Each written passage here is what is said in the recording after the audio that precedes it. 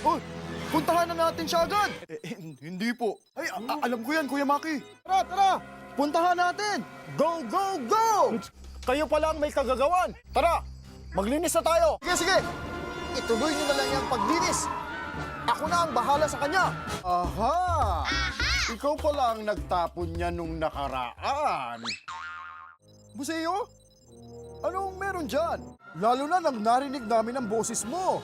Ang importante, nandito na kami para makipaglaro, makiisa at makisaya sa inyo.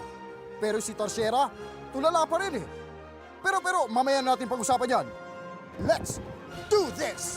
Oo nga eh. Kaya lang, lobat na itong gadget ko eh. Asan ba yung sa akin? Ay, hindi. Ay, hindi pa rin to.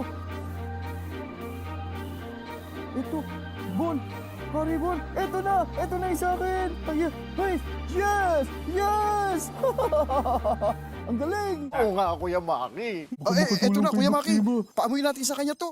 Salamat, SPO1 Bantay. Kailangan tatagan natin ang ating loob. Kuya Maki, oras na! Kaya mga bata, laging tandaan, protect the animals. Bukod sa mga endangered species na ngayon ay nasa pangangalaga ng ating batas. Isang maliit na payong na malaki ang magagawa para sa halaman. Proprotektahan niya ang halaman sa nakakasamang ultraviolet rays. O ano naman yan, di ba butanding? Ano naman yung imbensyon mo, Kwago si Bago? Ganun pa din, walpak naman eh. Yun na nga po, Kuya Maki. Hindi yata maganda yung nangyari kanina sa Uyai Inventors Fair. Ang gagara at ang gagaling ng mga inventions doon. Pero yung kay Kwago si Bago, hindi gumana. Napagtawanan tuloy siya ng mga tao. Kasama na kami. Puntahan kaya natin siya. Sabihin natin sa kanya na bumalik siya sa Inventors Fair. Parang wala siya dito. Asa si Kwago? Bakit ba siya nagkaganyan? Dapat, padama natin sa kanya na pwede niya rin tayong maging kaibigan. Pasensya na. Nabigla kami. Bumalik ka na sa Inventors Fair.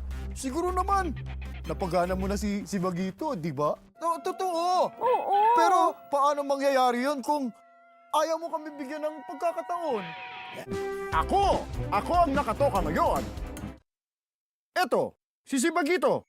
Malamang-lamang, ilang gabi niya itong pinagpuyatan para matapos ang kanyang imbensyon. Sigurado kung nagsunog pa siya ng kanyang kilay para lang dito. Kuya Maki, gumagana na! Gumagana na! Ganda oh! Ang galing! Hindi na namin. Dahil tumawa kami nung hindi gumana yung imbensyon mo. Mali yun! Dapat sinuportahan at tinulungan ka na lang namin. Sana magkaayos na tayo. O sige, paano ba? Alis na kami. Maaaring ipakita ang sarili mong imbensyon o kaya ay pinagtulungan kasama ang kaibigan o group project. Oo! Nakakagulat nga eh. Nakakapagtaka eh. Sige! Sige, Sige na, umalis ka na. Sir! Tersyero? Bakit? Balot na balot si Tersyera. Parang ang laki niya. Paano? Oh my! Niloko mo kami! Kuya Maki, eto po ang may kagagawan. Akala mo makakatakas ka, ha? Maraming kabutihan at kaalaman ang maibibigay sa atin ng internet. Pero dapat ang mga ida-download at i-install natin, dapat pinapaalam natin sa ating mga magulang. Ang sigla pa dyan ang napadaan ako kanina. Right away, Kuya Maki. Buti naman at ligtas na kayo. At nalampasan ng napakalakas na bagyo. Ang ibig sabihin, hindi pa dumarating ang bagyo? Ito na nga talaga. Totoo na talagang paparating na yung bagyo. Ako ang nakatoka ngayon. Ito ang emergency kit na dapat ihanda natin bago pa dumating ang bagyo. Kaya nga mga bata, laging tandaan, better to be safe than sorry. Doble ingat at kailangang alerto at handa. Hindi ko pa nga ginagawa yan eh. Pero salamat. Kulang pa nga ako sa practice eh. Para dun sa dance contest na sasalihan ko.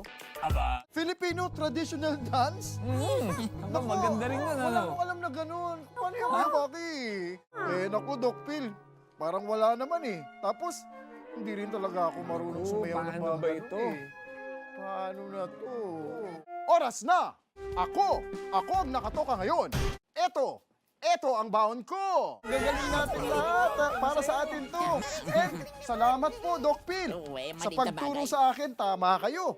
Dapat hindi lang mga popular na sayaw ang alam ko, pati yung mga sayaw ng mga kapwa Filipino ko noong unang panahon. Magandang makilala at matutunan ko rin yun. Ganyan-ganyan din ang naisip ko kanina dahil ang pag-aral at paggamit ng wika ng ating mga ninuno ay isang paraan ng pagpapakita ng pagpapahalaga sa ating kultura. Tama.